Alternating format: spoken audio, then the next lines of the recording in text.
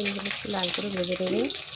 বন্ধুরা, আমার এই রান্নাটা যদি আপনাদের ভালো লাগে তাহলে সাবস্ক্রাইব করবেন চ্যানেলটা।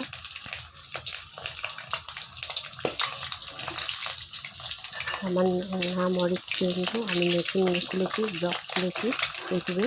আপনাদের যদি ভালো লাগে সাবস্ক্রাইব করবেন, লাইক কমেন্ট করবেন কেমন লাগলো। কড়াতে তেল দিয়েছে, সেই তেলের মধ্যেই আমি আলুটা ছেড়ে ভালো করে আলুটা ছেড়ে লাল করে আলুটা ভেজে নেব।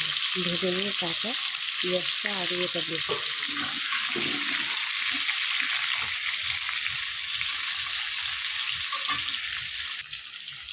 হ্যালো বন্ধুরা, দেখুন আমার আলুটা লাল লাল করে ভাজা হয়ে গেছে। এবার আলুটা আমি একটা পাত্রে তুলে নেব।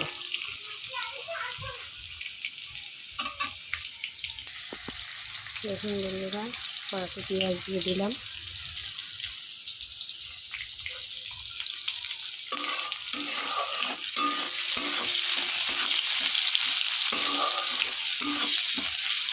পেঁয়াজটা একটু লাল লাল করে ভেজে নেব।